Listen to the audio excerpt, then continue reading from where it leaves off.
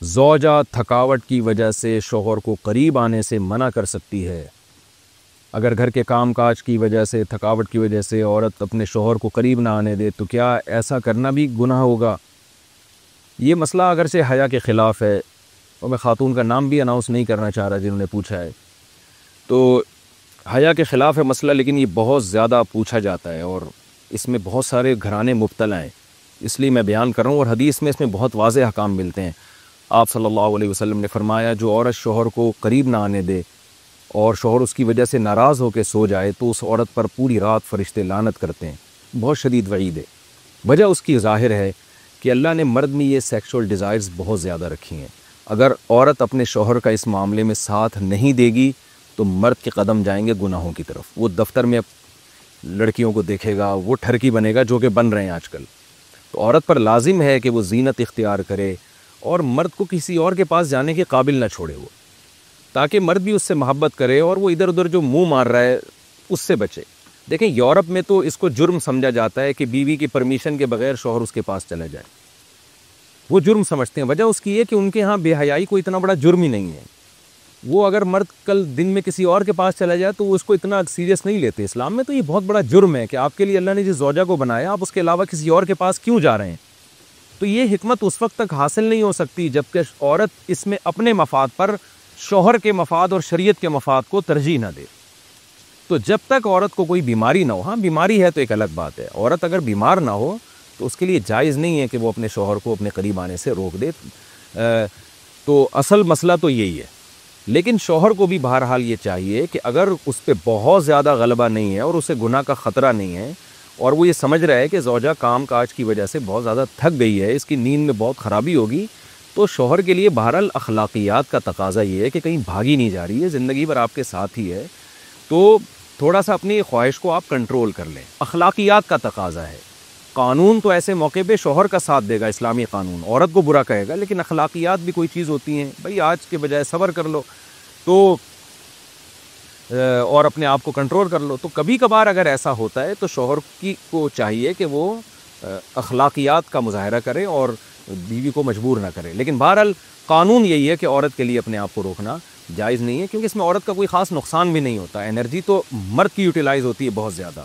تو عورت جس کا زیادہ نقصان نہیں ہو رہا اور مرد جس کا بیڑا غرق ہونے کا خطرہ ہے، اس کی نیند خراب ہو سکتی ہے رات کی اور پھر اگلے دن اس کو گناہ کا خطرہ ہے۔ جب انسان کی ڈیزائرز پوری نہیں ہوتی وہ تو بعض دفعہ درندہ بن جاتا ہے۔ یہ جو آج کل اتنے واقعات ہو رہے ہیں ریپ کے اور جو قتل کے واقعات ہو رہے ہیں اور یہ جو بدماشیاں پھیل رہی ہیں، یہ زیادہ تر انہی لوگوں کی ہے جن کی یہ حلال طریقے سے خواہش پوری نہیں ہو رہی اور وہ مطمئن نہیں ہو پا رہے، تو وہ پھر اس طرح کی حرام کاریوں کی طرف جاتے ہیں۔ تو اس لیے شریعت نے بہرحال حکم دیا ہے کہ اس معاملے میں عورت شوہر کا ساتھ دے۔ ساری بے اعتدالیاں دنیا کے ہر مذہب میں رہی ہیں۔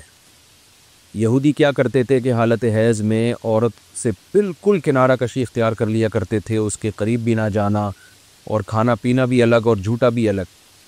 تو بعض مذاہب میں کوئی فرق ہی نہیں تھا کہ حالت حیض اور پاکی کے ایام میں۔ تو جب اسلام دنیا میں آیا تو صحابہ کرام کو یقیناً یہ خیال پیدا ہوا کہ بھئی اب اسلام کے اس بارے میں کیا احکام ہیں کہ جب خواتین مینسز کی حالت میں ہوتی ہیں شادی شدہ تو کیا ہم ان سے ہم بستری کر سکتے ہیں یا نہیں کر سکتے، کیا اس کے احکامات ہیں۔ تو اللہ نے صحابہ کے سوال کو اور پھر اپنے جواب کو قرآن مجید کا جز بنا کے نازل کر دیا۔ وَيَسْأَلُونَكَ، اور یہ لوگ آپ سے سوال کرتے ہیں عن المحیض، حیض کے بارے میں۔ تو حیض کے بارے میں سوال نہیں تھا، اصل میں سوال یہ تھا کہ حالت حیض میں زوجہ سے ہم بستری جائز ہے یا نہیں ہے، تو قرآن نے اس کی طرف اشارہ کر دیا۔ قل، اے نبی آپ ان سے کہہ دیجئے، ہوا اذن، اذن اصل میں تکلیف کو بھی کہتے ہیں، گندگی کو بھی کہتے ہیں۔ تو یہاں گندگی مراد ہے کہ وہ گندگی ہے۔ فَاعْتَزِلُوا النِّسَاءَ، لہذا عورتوں سے دور رہو، فی المحیض، حالت حیض میں۔ وَلَا تَقْرَبُوهُنَّ، اور ان کے قریب مت جاؤ، حَتَّى يَطْهُرْنَ، جب تک کہ یہ پاک نہ ہو جائیں۔ تو اس میں قرآن مجید نے جو لفظی ترجمہ ہے وہ قرآن کی آیتوں کا یہی ہے کہ ان سے کنارہ کشی اختیار کر لو، لیکن احادیث سے ہمیں پتہ چلتا ہے کہ یہاں کنارہ کشی اختیار کرنا یہ کنایا ہے ہم بستری کرنے سے، یعنی ان سے ہم بستری کرنا تمہارے لیے جائز نہیں ہے۔ کنارہ کشی سے وہ جو یہودی کر لیا کرتے تھے وہ مراد نہیں ہے یہاں پہ، اور اس کی تفصیل احادیث میں۔ تو قرآن نے چونکہ صاف لفظوں میں جماع کا ہم بستری کا ذکر نہیں کیا، تو تو صرف کنایوں سے کام لیا ہے قرآن مجید میں. فاعتزلوا النساء، ان سے اعتزال کرو، یعنی دور رہو ان سے. دور رہنے کا مطلب صرف دور رہنے سے یہ مراد ہے. صحیح حدیث ہے، نبی صلی اللہ علیہ وسلم نے فرمایا اصنعوا کل شیء الا النکاح. حالت حیض میں اپنی زوجہ کے پاس تم جا سکتے ہو، سب کچھ کر سکتے ہو سوائے جماع کے. تو انٹرکورس جو اسے کہا جاتا ہے وہ حلال نہیں ہے. تو باقی نبی صلی اللہ علیہ وسلم نے فرمایا کہ ایسے کنارہ کشی کہ بالکل اس کا جھوٹا نہ پیو اور بالکل دور ہو جانا، اس کی اسلام میں اجازت نہیں ہے، اور نہ بستر الگ کرنے کی ضرورت ہے. تو یہ سارے قرآن کے کنائے ہیں. کنایا کا مطلب ہوتا ہے کہ آپ صرف اشاروں میں بات کر رہے ہیں، صراحتاً بات نہیں کر رہے. تو میں اس میں نقطے کی بات بھی بتاؤں گا کنایا کیوں ہے. کہ فاعتزلوا النساء فی المحیض، عورتوں سے حالت حیض میں دور رہو، ولا تقربوہن، ان کے قریب مت جاؤ. تو یہ قریب جانا بھی اصل میں جماع اور ہم بستری سے کنایا ہے، یعنی اشارہ ہے ہم بستری مت کرو.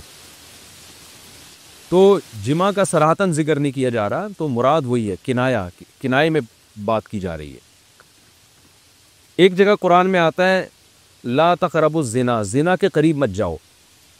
تو ممکن ہے کسی کو اشکال ہو کہ وہاں تو ہم یہ کہتے ہیں کہ زنا کے قریب بھی مت جاؤ، تو وہاں قریب نہ جانے سے ہم حقیقی معنی مراد لیتے ہیں کہ بھئی زنا ایسا کام کرنا جو زنا یعنی زنا تک لے کر جاتا ہے وہ بھی تمہارے لیے حرام ہے. تو وہاں تو یہ ترجمہ کرتے ہیں، تو یہاں بھی وہی ترجمہ ہونا چاہیے ولا تقربوہن، ان عورتوں کے قریب بھی مت جاؤ. یا مطلب کیا ہے کہ اس گھر میں بھی نہ رہو، اس کمرے میں بھی نہ رہو جہاں تمہاری جو بیوی رہتی ہے جو مینسس کی حالت میں ہے. تو یاد رکھیں وہاں چونکہ زنا کا لفظ اللہ نے صراحتاً ذکر کر دیا، کنایا کی اب ضرورت نہیں ہے، لہذا وہاں لا تقربو کا مطلب لا تقربو ہی ہے، یعنی قریب مت جاؤ. تو زنا کے قریب مت جاؤ یہ کنایا نہیں ہے، اس کا مطلب صاف کہ زنا تو دور کی بات ہے، کوئی ایسا کام بھی نہیں کرنا جو زنا کے قریب لے کے جاتا ہے. لیکن یہاں اللہ نے ہم بستری کے لفظ کا صراحتاً ذکر نہیں کیا، لہذا جہاں ذکر نہیں ہوتا تو وہاں اشارتاً ذکر کیا جاتا ہے. اور اشارتاً جب ذکر کیا ہے تو یہاں لا تقربوہن، یہ قرب سے خاص قسم کا قرب مراد ہے، اس سے مطلق قرب مراد نہیں ہے کہ کسی کے بھی قریب چلے جاتے ہیں. تو یہاں خاص قسم کا قرب مراد ہے. وہ قرب یہی ہے کہ مکمل جمع کرنا حالت حیض میں، اس کی اجازت نہیں دی جا رہی، لیکن اللہ نے اس کو گول مول طریقے سے کنائے کے ذریعے ذکر کیا ہے. حتیٰ یطہرن، یہاں تک کہ وہ پاک ہو جائے. تو یہ جو میں نے بتایا کہ حالت حیض میں نبی صلی اللہ علیہ وسلم سے صحیح حدیث سے ثابت ہے، اور اس پر پوری امت کا اجماع ہے. اتنی واضح احادیث ہیں بخاری اور مسلم کی اس بارے میں کہ حالت حیض میں آپ بیوی کے قریب جا سکتے ہیں، اور حیا کے خلاف مسئلہ ہے. لیکن اب ایک بات آ گئی تو بتا دوں کہ اس کی تفصیل فقہاء نے بیان کی ہے کہ جو ناف سے لے کر گھٹنوں تک جسم پہ کوئی کپڑا ڈال دیا جائے، اور پھر باقی زوجین ایک دوسرے سے جو ہے وہ ریلیشن قائم کر سکتے ہیں باقی باڈی کے ذریعے، لیکن یہ کہ جو مکمل جمع ہے وہ حلال نہیں ہے اور وہ سخت گناہ ہے. آگے اللہ نے ارشاد فرمایا فَإِذَا تَطَهَّرْنَا، پس جب وہ مکمل پاک ہو جائیں، فَأْتُوهُنَّ، تو پھر تم ان کے پاس آؤ. اب یہ بھی دیکھیں ان کے پاس آؤ یہ کنایا ہے جمع سے، یہ نہیں کہ آپ کی زوجہ جو ہے وہ جب حیض سے پاک ہوئی ہے تو آپ اب اس کے پاس جا کے چائے پی سکتے ہیں، وہاں بیٹھ کے کھانا کھا سکتے ہیں، یہ مراد نہیں ہے. یہ سب کنائے اور اشارتاً قرآن بات کر رہا ہے. فَأْتُوهُنَّ، تو ان کے پاس آؤ، یعنی مطلب ان سے تم جمع کر سکتے ہو، جمع کرو ان سے من حیث امرکم اللہ، ایسے جیسے اللہ نے حکم دیا ہے.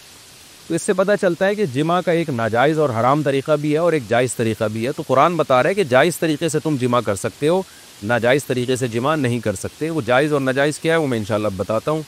ان اللہ، بے شک اللہ تعالیٰ، یحب التوابین، توبہ کرنے والوں سے بھی محبت کرتا ہے، ویحب المتطہرین، اور تطہر جو ہے نا یاد رکھیں، دیکھیں یہاں دو لفظ استعمال ہوئے ہیں. ایک استعمال ہوا ہے طہورا یطہورو، حتیٰ یطہرنا، اس کا مطلب ہوتا ہے پاک ہو جانا، اور ایک ہوتا ہے تطہرنا، باب تکلف ہے، یعنی تھوڑا تکلف سے پاک ہونا، اہتمام کر کے. ایک پاک تو یہ ہے کہ بس چلو بھی پاک ہو گئے، ایک ہے کہ بہت یعنی پاک صاف رہنے کی بڑی کوشش کرنا. تو جو صفائی پسند لوگ ہوتے ہیں نا، وہ جب تک صفائی کا خبط ان کے اوپر سوار نہیں ہو جاتا اور تکلف نہیں کرتے اس وقت تک پاک صاف وہ رہتے نہیں ہیں. تو اس لیے اللہ تعالیٰ نے تکلف کے ساتھ طہارت کا حکم دیا. تو اسی وجہ سے بہت سے علماء کہتے ہیں کہ اس سے حالت حیض کے بعد غسل کرنا مراد ہے، کہ اگر عورت کے 10 دن سے پہلے حیض آنا ختم ہو جائے تو عورت پر پھر واجب ہو جاتا ہے کہ وہ باقاعدہ غسل کر کے اپنے آپ کو پاک صاف کرے. تو یہی مراد ہے اس سے. اللہ نے فرمایا فَإِذَا تَطَهَّرْنَا، جب وہ مکمل پاک ہو جائیں، فَأْتُوهُنَّ مِنْ حَيْثُ أَمَرَكُمُ اللَّهُ، تو پھر اس طرح آؤ ان کے پاس جیسے اللہ نے حکم دیا۔ بے شک اللہ تعالیٰ محبت کرتا ہے توابین، توبہ کرنے والوں سے، وَيُحِبُّ الْمُتَطَهِّرِينَ، اور خوب تکلف کے ساتھ پاک صاف رہنے والوں سے۔ تو توبہ اور تطہر کا تذکرہ کیا۔ توبہ روحانی طہارت کو کہتے ہیں، اور جو تطہر ہے وہ جسمانی طہارت کو کہتے ہیں۔ یعنی اسلام یہ چاہتا ہے کہ آپ روحانی طور پہ بھی پاک صاف رہیں اور جسمانی طور پہ بھی۔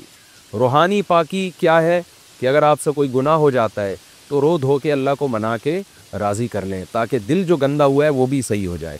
اور جسمانی پاکی یہی ہے کہ جسم پہ کوئی گندگی لگی ہے تو وہ پاک ہو جائے۔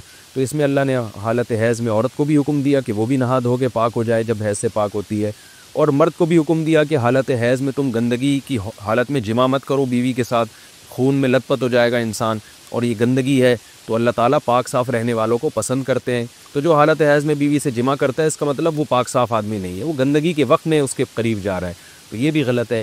اور اگر خدا نخواستہ کسی سے ایسا ہو گیا ہو تو اللہ نے توبہ کا حکم دیا کہ توبہ کر کے اللہ کو مناؤ، کیونکہ روحانی طور پر جو گندگی ہوئی ہے اس سے بھی تمہیں پاک رہنا ضروری ہے۔ تو اللہ کو اچھے لوگ، پاکیزہ لوگ پسند ہیں۔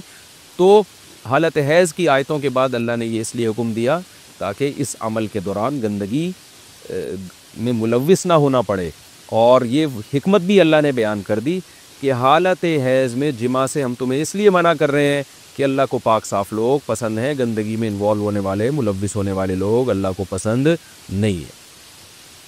میں پھر علمی نکات کے تحت انشاءاللہ اس کی مزید جو ہے وہ ڈیٹیل بیان کروں گا جب علمی نقطے بیان کروں گا میں۔ آگے اللہ نے ارشاد فرمایا نساؤکم حرث لکم، تمہاری عورتیں تمہارے لیے بمنزلہ کھیت کے ہیں۔ حرث عربی میں کھیت کو کہتے ہیں، تو بمنزلہ کھیت کے ہیں۔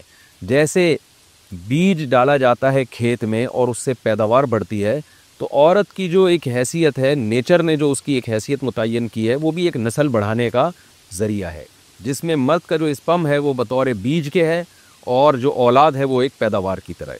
تو اللہ نے یہ یاد رکھیں، اس آیت کو نا بہت سارے غیر مسلموں نے عورت کے خلاف بہت نیگیٹیوٹی پھیلائی ہے کہ دیکھو اسلام عورت کی توہین کرتا ہے، اس کو کھیتی سے تعبیر کرتا ہے۔ تو کچھ لفظ کسی اور زبان میں جب وہ جاتے ہیں نا تو وہ توہین کا معنی دیتے ہیں۔ عربی میں جو حرث کا معنی ہے یہ تعظیم کے لیے ہے، توہین کے لیے نہیں ہے۔ اردو میں جو کھیتی کا معنی ہے وہ توہین کے لیے استعمال ہوتا ہے۔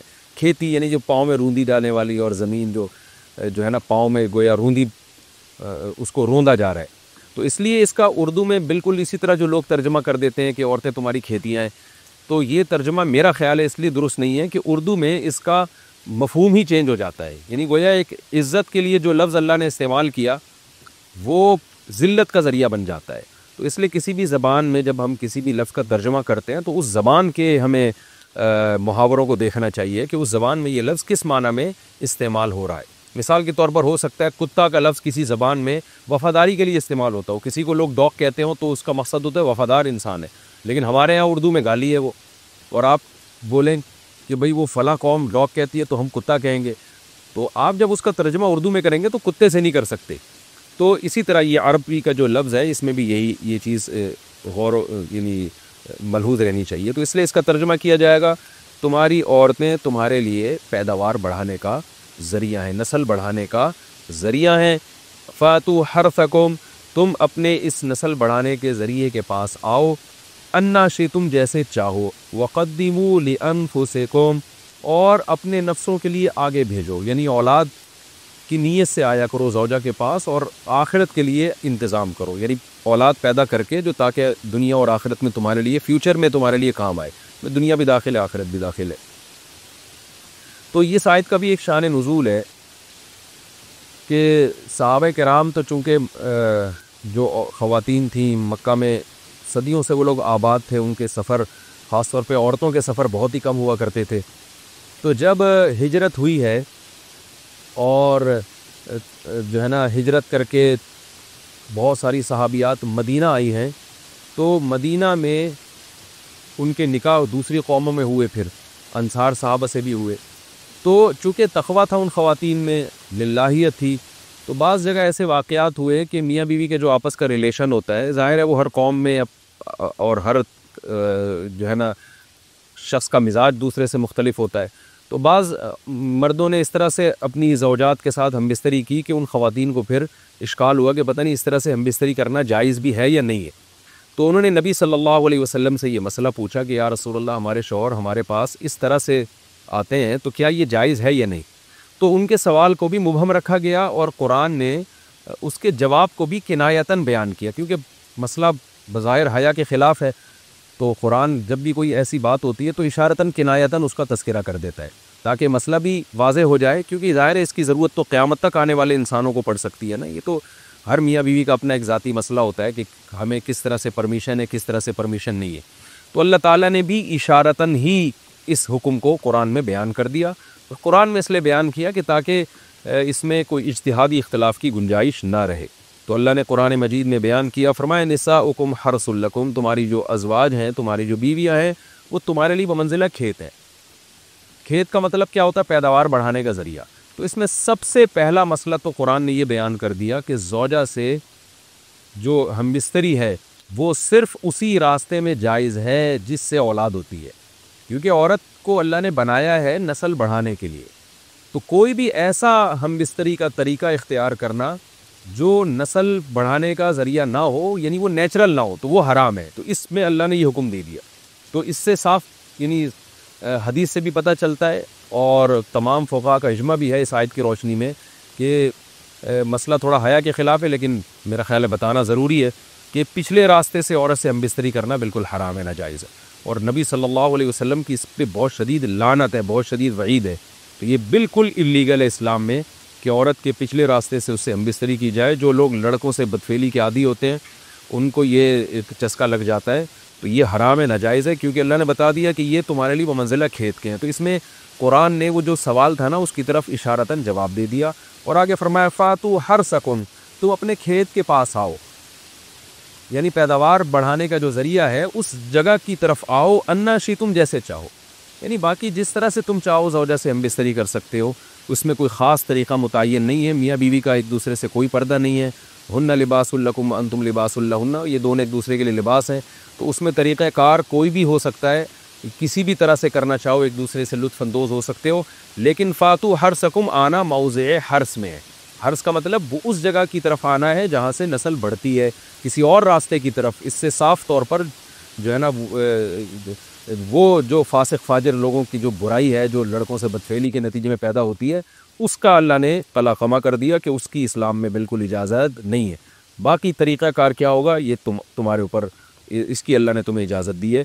وقدموا لانفسکم، اور چونکہ بار بار حرث کا تذکرہ ہو رہا ہے کہ نسل بڑھانے کا، اس لیے اللہ نے فرمایا کہ قدموا لانفسکم، اپنی ذات کے لیے فیوچر میں انتظام کرو. قدموا کا مطلب آگے بھیجو اپنی ذات کے لیے سرمایہ. کیا مطلب؟ کہ جب زوجہ سے ہم بستری کرو تو نیت اولاد کی ہونی چاہیے تاکہ وہ اولاد دنیا میں بھی اور آخرت میں بھی تمہارے لیے ذخیرہ بن جائے. تو یہ نسل بڑھانے کی بہت زبردست ترغیب ہے اس آیت میں. اور اس آیت میں اللہ نے عورت کا کہ بہت ساری ذمہ داریوں میں سے ایک بڑی ذمہ داری کا بھی بیان بتا دیا کہ عورت کو اللہ نے بنایا ہے. یہ جو مرد اور عورت کا جو فرق رکھا ہے نا، اس فرق کی بڑی وجہ یہی ہے کہ مرد کے اسپم کو اللہ نے بیج کے طور پہ پیدا کیا ہے اور عورت کو اللہ نے زمین کے طور پہ. تو بیج اور زمین کے ملاپ کا بنیادی مقصد ہی نسل بڑھانا، پیداوار بڑھانا ہوتا ہے، نہ یہ کہ نسل روکنا. آج فیملی پلاننگ والوں نے اس آیت کی دھجیاں اڑا دی ہیں، اور جو پوری دنیا میں ایک بیہودہ قسم کی تحریک چل رہی ہے، یہ آیت بالکل اس کی نفی کر رہی ہے. اس لیے اللہ نے فرمایا کہ اچھا، اللہ نے اس کا بھی جواب دے دیا کہ جو فیملی پلاننگ والے کہتے ہیں نا نسل بڑھنے سے تمہارا نقصان ہوگا، خرچے بڑھ جائیں گے، تو اللہ فرماتے ہیں قدموا لانفسکم، تمہارا فیوچر بن جائے گا، سنور جائے گا. کیونکہ اولاد پہ اتنی انویسٹمنٹ نہیں ہوتی جتنا اس کا آؤٹ پٹ ہوتا ہے. ان پٹ کم ہے، آؤٹ پٹ زیادہ ہے. انویسٹمنٹ کم ہے، اس کے جو پروفٹ ہے وہ زیادہ ہے، دنیا میں بھی اور آخرت میں بھی. تو اللہ نے فرمایا اپنے نفس کے لیے، فیوچر کے لیے انتظام کرو، بڑھاپے کے لیے انتظام کرو. تمہارے بیٹے ہوں گے، بیٹیاں ہوں گی، پوتے ہوں گے، نواسے ہوں گے، بہویں ہوں گی. یہ دنیا کا مستقبل اور آخرت کا مستقبل کیا ہے جو عبداللہ بن